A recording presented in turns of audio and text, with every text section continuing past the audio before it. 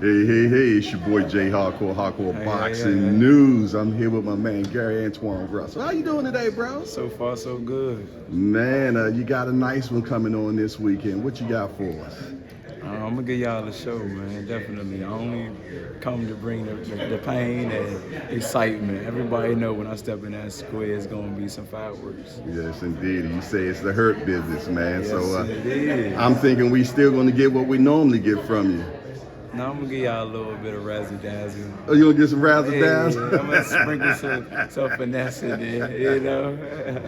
How was training thus far, man? Oh man, training it's been great, to be honest. You know, optimistic.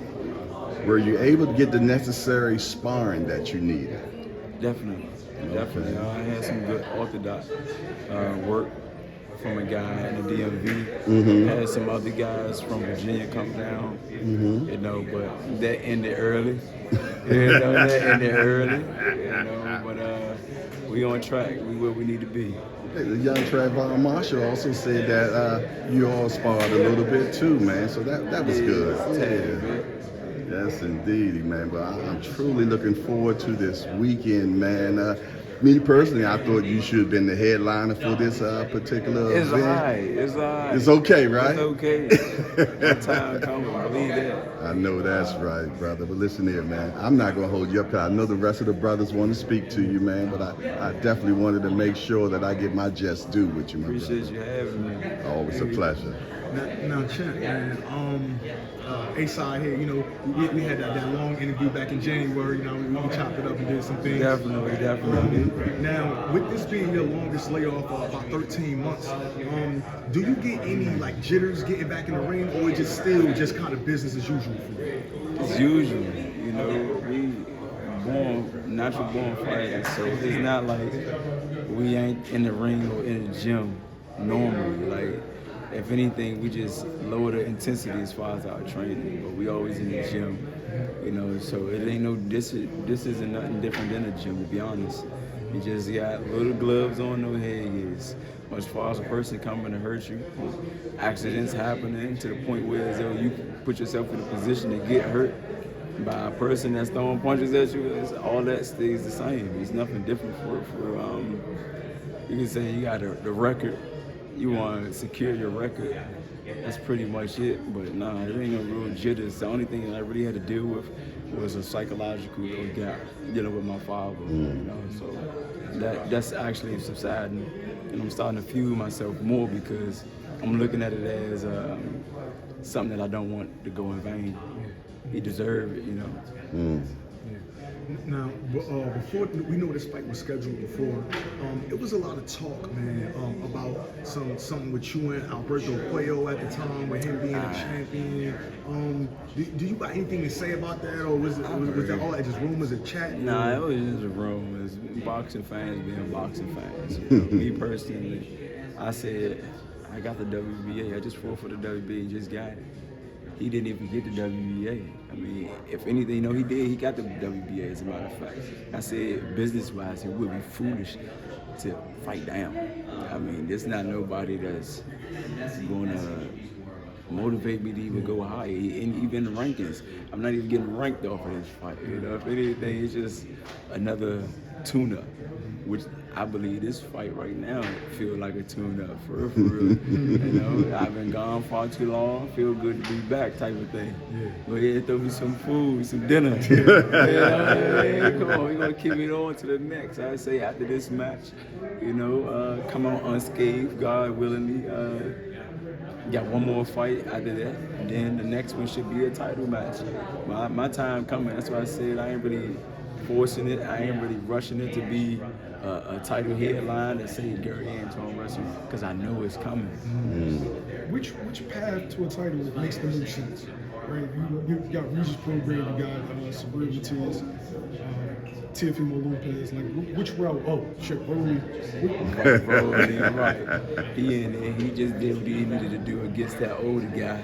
You know what I mean? Against that older guy. But I told people, if it was me personally, I'd go after a Teofimo Lopez or Regis program. but they trying to line Regis Prograde up with Devin Haney. So I'm like, all right, they can do that. Hey, whoever got the belt, that's who I'm gonna shoot for though, because I want the green belt. I want all of the belts. I want all of the belts before I move up. You know what I mean? A lot of people say, why you want to move down? Because I could.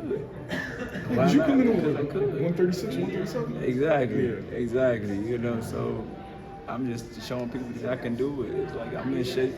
I stay in shape, so I wanted to get in shape. You know what I mean? If anything, it's a little psychological thing that I got to get over.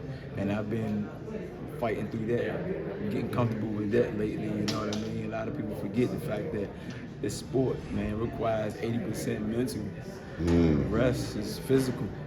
You know, so physically I'm good.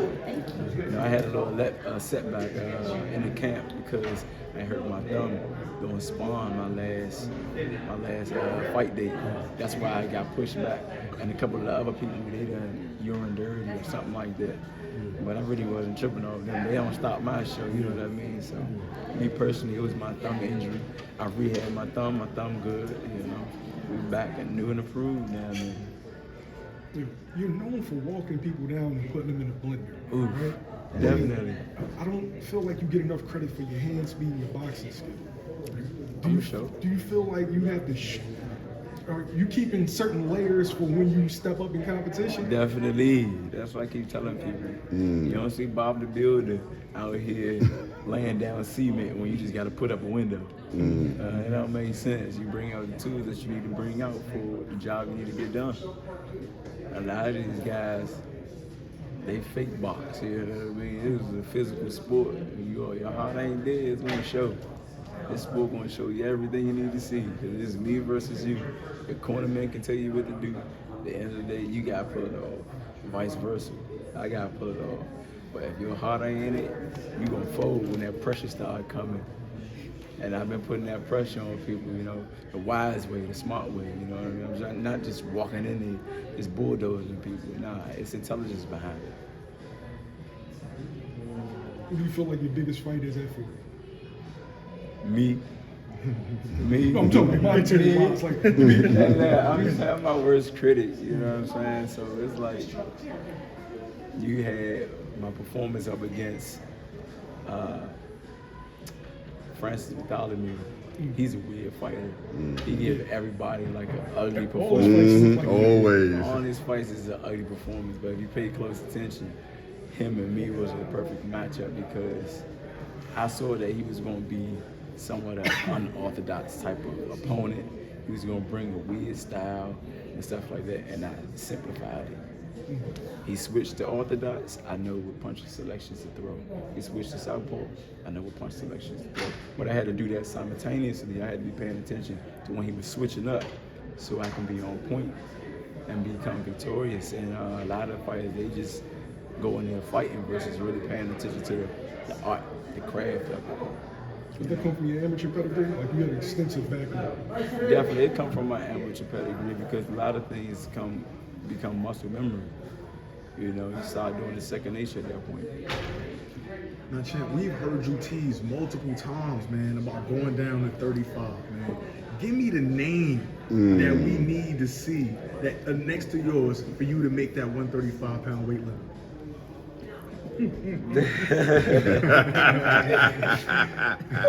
Say no names, say no names, man. I had to. Sheesh. It'll be a tank. Like, who wouldn't want to see that? Me and Tank? Come on, man, it's fireworks. It's fireworks. For sure. Now, obviously, you know, we just had, you know, Terrence Crawford, Earl Spence. As a fighter, when you sit back and watch an event of that magnitude, you got to think about yourself at some point. Who do you think is your Terrence Crawford or your Earl Spence that's going to bring the fans out and be that big draw for Gary Antuanne Russell? They're not at 140, they at 147, and I believe that'll be a Boots. Take it back. Ennis, yeah, if anything, because we had our amateur, you know, little falling out, our matches, and I'm pretty sure some people want to see him redeem himself. Some people want to just see how it's going to look due to us both being professionals now and stuff like that. See, I catch you in the back end, catch you in the rebound. We're going to make some nice money, you know, bring my titles, you bring yours. That's why I say I'm taking it slow. I'm in it for the marathon, not the sprint, not the 50-yard dash. This is a marathon. So I'm going to get all my titles at 140, move up or even move down. If I move down, it'll be a catch weight for one of them. Boy, I just make sure I'm in position where so I can come off the gate and challenge one of the people who got the titles at 135. Now, I don't know how much you listen to the fans or to the media, but the fight for you that I think everybody is dying to see was that guy that was just in here, Subriel Matias. Y'all both, you know, is action-packed fighters. Y'all both get busy and y'all shake it up. And have you scouted him? Have you looked at him as far as a possible opponent? I mean, he got the IBF strap. Y'all in the same network, man. It just seemed like I thought about it, and I heard his name hitting the fans a couple of times, and everybody like, man, what you think about him, man? What would you do if you had to go up against him and stuff like that? I said, man, I would treat him like any of my other opponents. I would dust them, to be honest. I would dust them, to be honest. You know what I mean? So it's like, exactly. I make sure I do what I gotta do when it comes to me and my opponents. You know, I'm in the gym faithfully. You know what I mean? So it's like at that point when we step in the square, up to you and me to be victorious. It got to be a loser, and I know for a fact that I'm not going down like that. I'm not laying down for nobody. My determination is just different than everybody else's. Now Antoine, I know that some people have kind of like compared your style to former two-time welterweight champion Shawn Porter. What do you think about like having that type of comparison? Like some fans been saying that. Me personally, I would say it's somewhat of a disrespect. but I put myself in their shoes and look from their lenses. And Shawn Porter, he's just like a relentless fighter. You know, he bring pain, he bring the aggressiveness, and obviously that's what they're looking at. They're looking at my level of aggressiveness and how much I apply pressure. You know, as far as the technical side of it, I think they overlooking that. They don't see that looking part. past that. Yeah, they looking past that. So I say, you know what? I understand. I feel you. Thank you. Thank you. Right. Thanks for the compliment. Okay. So when he mentioned Matias as a guy he wanted to see you fight, for me, it was a guy that you fought in the amateurs, Richardson Hitchens. I feel like that's one of the best fights that can be made skill for skill. What you think about that fight? I don't know. I mean, Styles does make fights. I think he's a good opponent. You know, I mean, I haven't been hearing anything from him lately, though. He was supposed to fight Montana Love, but then Montana yeah. Love got hurt. I don't know. I really can't say. You gotta go for first and last performance. You know what he doing in the gym. I hope he's being productive, proactive, and stuff like that. Because I'm doing it all. I'm doing everything I need to do to be that stuff. What you gonna do to Ken Cruz? Oh, y'all gotta wait and see. Y'all already know. I told you, y'all. I'm blowing people out the water, man. I'm blowing people out the water.